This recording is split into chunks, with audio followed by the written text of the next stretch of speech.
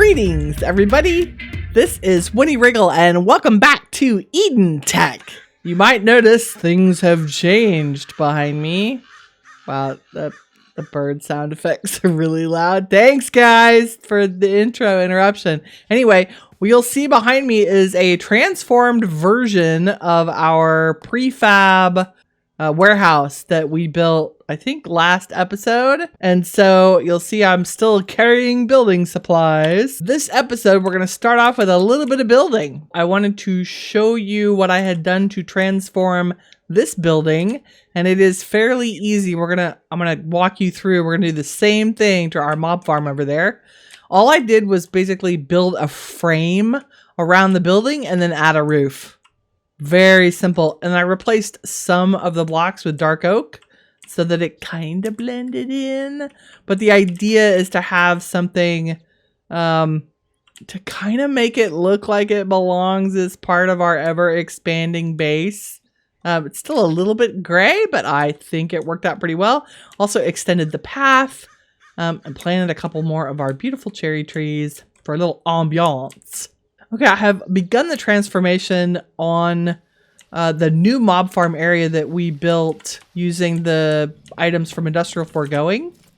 And it's actually, I have it just running because we need some of the mob essence that you get when you have regular mobs being killed. And that is, I kind of cleaned up this room. It's still a little bit dire wiry, but I moved our power block back and tried to clean out some of the cabling. But we're doing pretty good. 105 buckets of our essence and plenty of pink slime liquid and liquid meat. Woo! We ended the last episode with a pink slime invasion, and that is turning out very well. I did run our mob duplicator briefly to get some of the blizz rods and adjusted the area that the mobs spawn from the mob duplicator down from 7 to a 5x5 area. So let me show you. If we say show working area, I just made it slightly smaller. So it's slightly smaller in the room, so when we spawn things like slimes, they don't accidentally get spawned outside of the room. Note to self. And that's plenty big for stuff to continue to spawn. Anyway, I did a similar thing in terms of building over here. I just replaced some of this stone cobblestone with spruce wood and dark oak. And we're going to finish this side up with a roof and a little pavilion on top, and then do exactly the same thing that I did over there to this building. And we're kind of just gonna do it on the fly as we go. I'm not gonna worry too much about whether things are exact. Basically, we were looking for skinning this building with a frame. And then we will add a roof to it like we did across the way. I have been using the wood that we've been slowly collecting over time from our hopping bonsai pots, which is awesome. Oh yeah, we have plenty. That's great. So this one will be very similar. I think we want to do, in fact, I might do the corners slightly different. Instead of a single log, we'll do one on each face.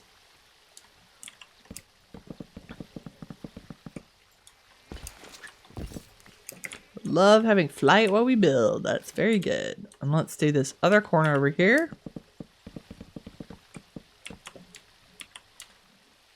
And then we're going to kind of, I would call artistically, create some cross braces.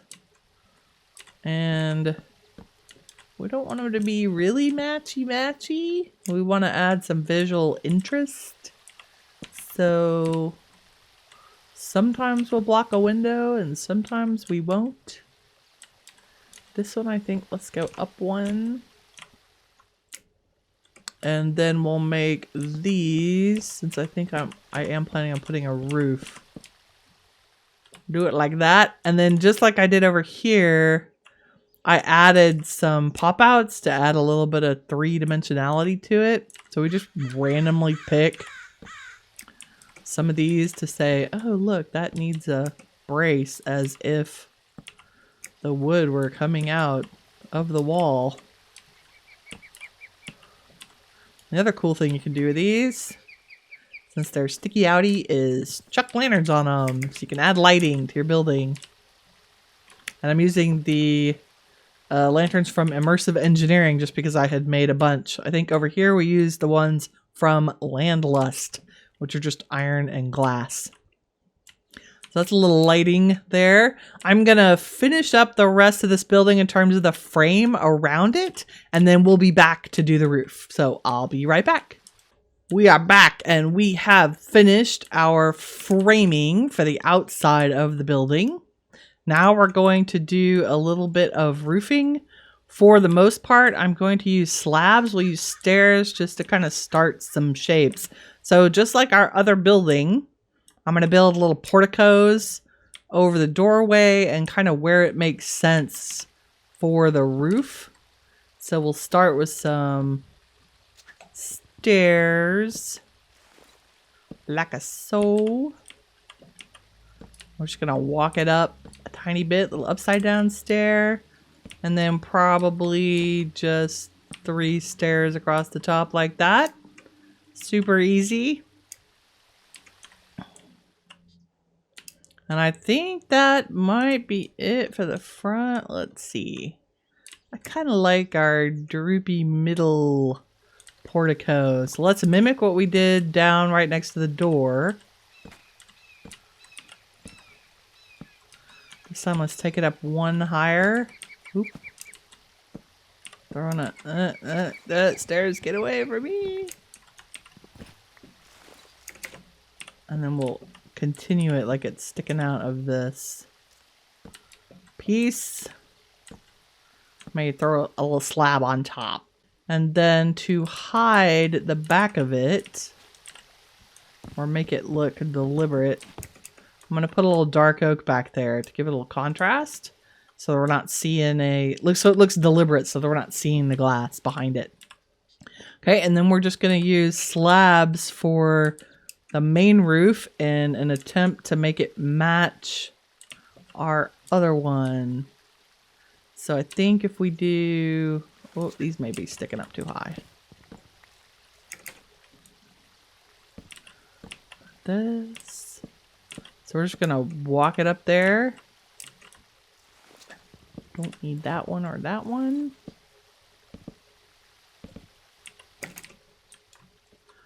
Just like that. And we will add slabs to the underside where it makes sense to kind of make it thicker.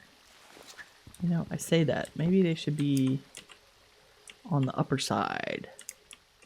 Yes. Let's do that. Do over. You'll see what I mean in just a second. I want to start at the same place, but we're going to go up by 1 every time. 1, 2, 1, 2, 1, 2, 1, 2, 1, 2, 3. Maybe we'll put something a little more interesting in here. Like an upside down stair. Possibly. Or a right side up stair. Or no stair. Because slab's in the way. Why is that thing? Ah. That'll work. Baby stair. And then we will extend this to wrap around the little divots on the outside here.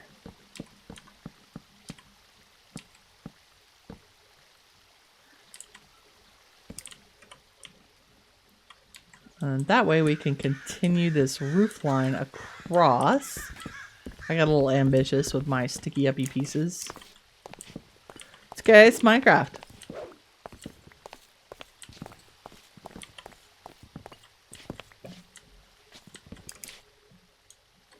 And then we will just mimic this on the other side. So we started like so. Oop.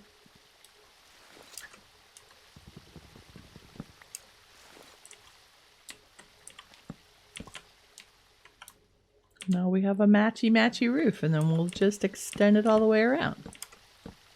We'll do the same thing on the back side. I'll follow the same exact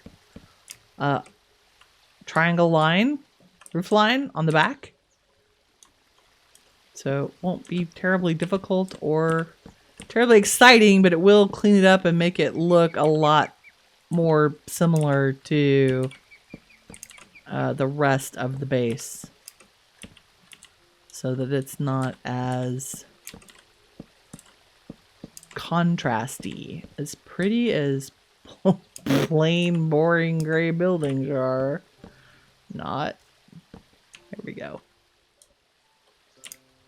And then I'll make the same little portico covers that we have on that one. In fact, let's bring these out a tiny bit.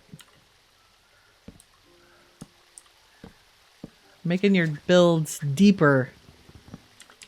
Add depth like that. So now this wall, outer wall is actually, including the gray wall, 4 blocks thick. And that adds a level of depth to a build. So if you're struggling with, oh, why does my big square box not look like other builds? It's probably because you're not sticking it out far enough. Not adding enough three-dimensionality. Okay, I'll finish out that roof in a second. Let's talk about this one. And I think what we're going to do is go for a more, at the start, traditional roof line. So we're going to make the stairs just circle the build. And I will probably flatten this roof line out. Oops, ignore that block. We'll come back and take it out. Let me show you what I mean. Let's make it one loop all the way around.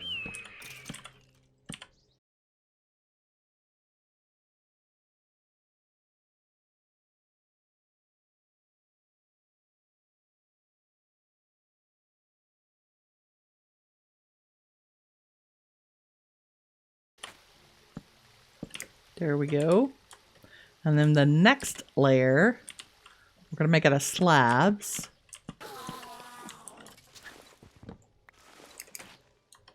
Because we kind of want a gradual slope.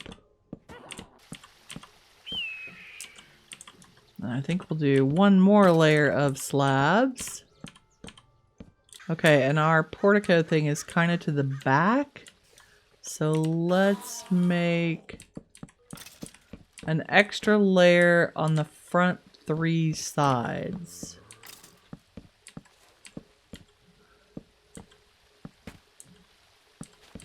One of the advantages of this is I believe these slabs are on the level to make it not spawnable. Yep, that'd be very good. Okay, and then we want to use stairs to fill in this gap. Adjust as you go. Never be afraid to change your mind when building in Minecraft. Also, my block placement today, like Butterfingers. Butterfingers! Okay, and then we're going to do something very similar.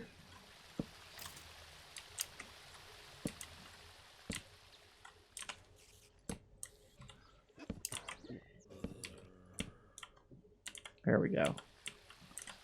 But we're going to make each of these sides its own. So we're going to make a square roof, but each side will be kind of set up like we did the other. So upside down and right side up stairs for the first couple. And then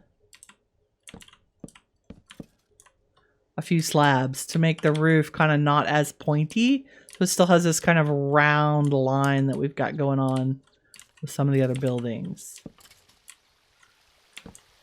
So stair, stair, stair, stair, and then stair stepped slabs. Okay, so that is, once again, stair, stair, upside down stair, right side up stair, then slabs. So upside down, right side up, slab, slab, slab, slab, slab, slab, slab, slab, Slab, slab. Say that 20 times fast. Slab, slab, slab, slab, slab. Slab, slab. There it is. Slab, slab. Oops. Butterfingers. I swear. No, we're just stair-stepping them up. Yay! Okay, then we have to make the meat in the middle. And what we're going to do is use dark oak for the inside of this roof. Which means I need some dark oak slabs. Oh, and I can't just crawl down in there anymore. I've got to go through the door like a human. Okay, let's make some dark oak slabs and stairs. All we're going to do is follow the line that we used to make the outside edge. So if there's a stair there, we're going to put a stair. Boop. Boop. And then just bring it in. Keep putting stairs down until we come around the other side. And if there's a slab, we're going to do the same thing with slabs.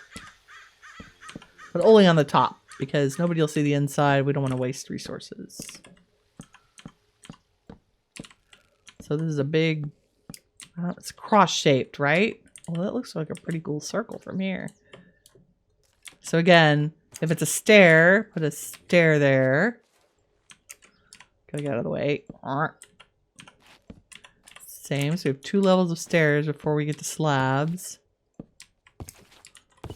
And then when we get to slabs, we just bring both sides in using the slabs. Okay, I'm gonna finish this up and we'll be right back. Okay, and there's our finished roof on the little pavilion area above our mob farm. And then I think, do I have, yes I do have some fences. Just for some visual interest, we will put some fences around on the bottom. So from a distance, this will look really cool. And then we will also, they're also a great thing to have to put lighting on. We love the fences. Oh, if we could put them straight in the thing. There we go. I missed another one, didn't I? Yeah. And for those of you that bothers, that they don't have anything to anchor to, we'll put a little upside down stairs. As if the fences were actually resting on something. Which is also good. And we're going to cover the rest of this in dark oak slabs. This serves 2 purposes. One, it cleans up the ugly vanilla redstone that's hiding under here. Also, slabs at half height, mobs can't spawn on. So we don't have to worry too much about lighting up the middle of this platform. But we can hang a fence that all missed. Maybe like this, so it looks deliberate. I'm just putting upside down stairs on the roof. So it's a little more decorative. Isn't that nice? Okay, and then let's throw down maybe 2 of the lanterns on each side. They're a little bit big, but that's okay. They're a good color. And then let's check our lighting levels. Okay, we are good. Ooh, not on top though. Let's see. What do we have going on here? Ooh, yeah, that's gonna be problematic. So, oh, if I stick a slab there, I can stick a lantern on it. So let's do that on all 4 sides. Ta-da, ta-da, ta-da. That's our lighting over there. And then we can do this something similar here. Boom. Boom. That helps with that. Boom. Boom. There's that.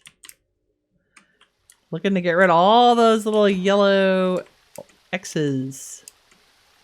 And I think if we were to do this, That should get most of this side.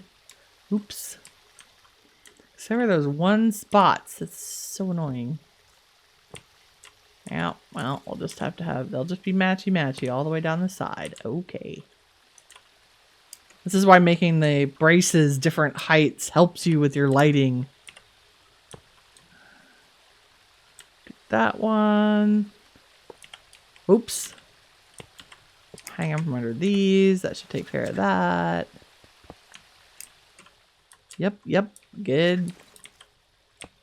Hang it from there and there and there and there. That's nice. And then this side, since there are no windows to worry about, we'll do the same hangy down stuff we kind of did on the other side. And your sides don't have to match. Nobody's going to be able to look at this side and the opposite side at the same time, right? As long as you're using the same materials and it's a similar configuration and you're not OCD, don't care, then you can do something similar to this. And if you want to make this pop a little in terms of the roof line, I think there's enough leeway here to get rid of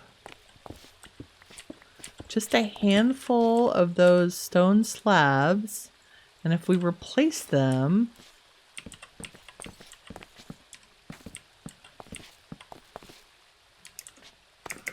with the dark oak, that gives you a better line on the roof line. I might replace these as well. Let's see.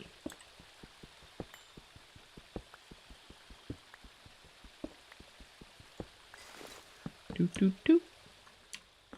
Like a so.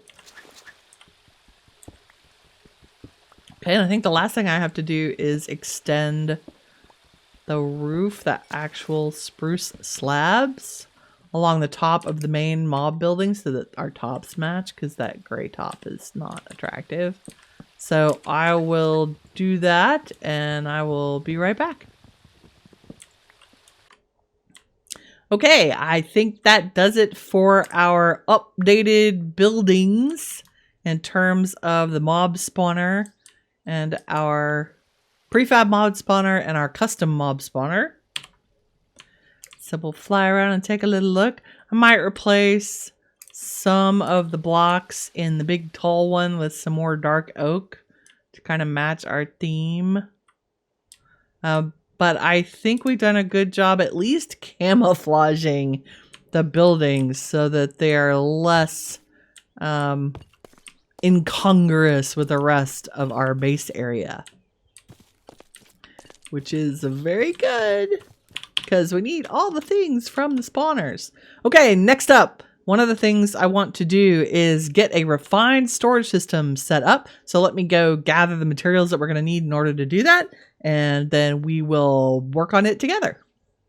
Welcome back. One of the things that I had to make before we could do the refined storage, I realized we had pink slime. Part of the reason we got pink slime is so we could make one of these, a Material Stoneworks Factory. The beautiful part about this is you can use it, you'll see, to make silicon. And so we're collecting silicon. We got 5 stacks. It's a key ingredient in making all of the things for refined storage. And I have already crafted the kind of fundamental elements of them because they take a while to cook up. You start with raw processors. So a raw basic processors, iron, redstone, silicon, and processor binding. Processor binding is string and slime, but that gives you 8, so it's a pretty cheap recipe. In fact, I've made too much. I was trying to make a stack, made 8 stacks. Whatever, can't ever have it too much. Okay, so I made a bunch of raw processors, a bunch of raw improved, and a bunch of raw advanced, and went ahead and when you run them through a furnace, they turn into their final form, which you'll need to craft the basic elements of a refined storage system. So the first thing we need is the brains of the refined storage system. That is the controller.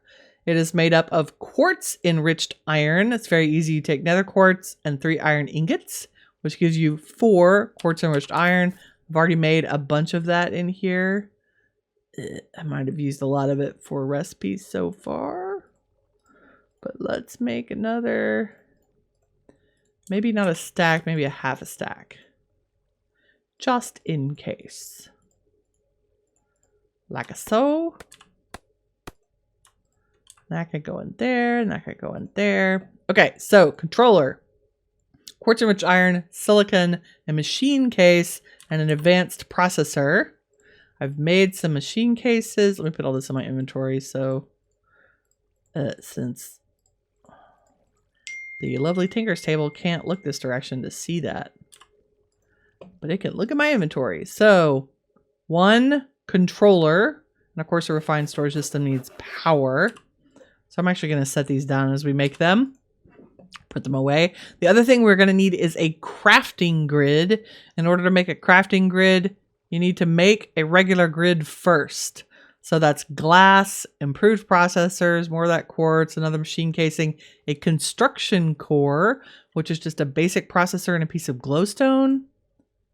And it also needs a destruction core, which is a basic processor and a piece of nether quartz. I've already made some of those. So we should be able to say grid and then crafting grid. I already have a crafting table and an advanced processor. So now we have a crafting grid. Piece number 2. Piece number 3 is a place to do. So if the controller is the brains and the grid is how it's the user interface that you can access what you have. In order to store items, you need disks in a disk drive. So we'll make our disk drive first. Pretty simple. Another machine casing, yada yada. So there's our disk drive. And now we need to make some memory. I'm going to go right for a 64K storage disk. If you are early game, you might want to just make a 4K. It's not expensive at all. It's a couple of basic processors and some 1K storage parts, which are just glass, silicon, and redstone with some quartz enriched iron. I've gone ahead and made a bunch of the 1K, I think enough 1Ks. We'll see.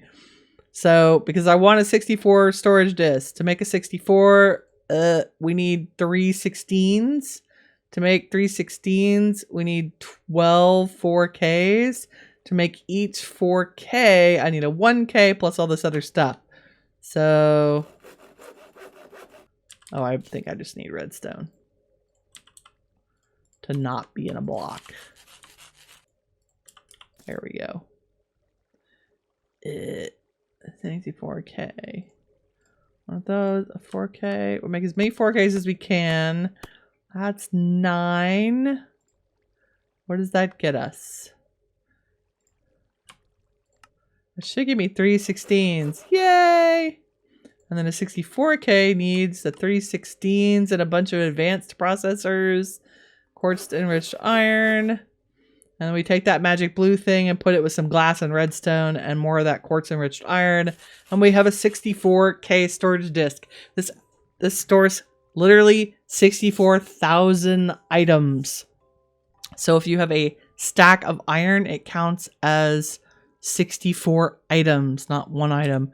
Whereas if you have, I guess the same thing. A stack of books is still 64 items. It doesn't care if they're stacked or they're non-stackable. So a drying bin is only 1, but a stack of books is 64. Make sense?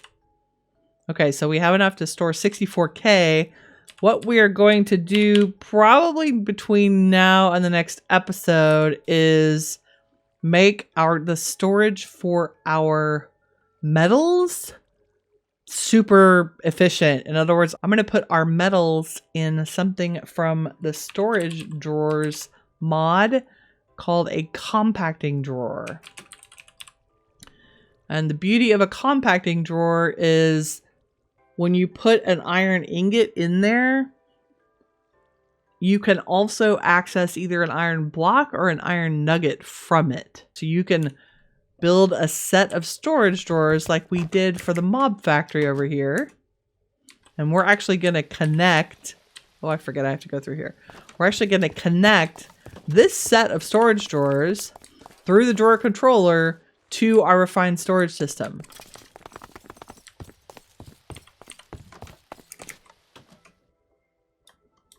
So we have made all of the essential parts for our refined storage system, the controller, the crafting grid, the disk drive, and 64K storage disk. Next time, I will have cleared out a space and we will set all this up and get all of our items moved over into storage so that we could use electronic storage and electronic crafting.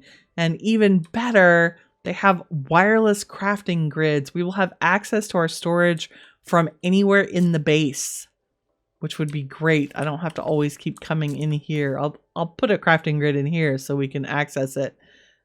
But from anywhere in the base, we ought to be able to access all of our content in our storage, which is getting a little out of control. Thank you all for watching. If you enjoyed the video, please leave a like. If you'd like to keep up with what's going on the channel, please don't forget to subscribe. And as always, remember that you are the shiny stuff that awesome is made of. Take care, everybody. Bye-bye.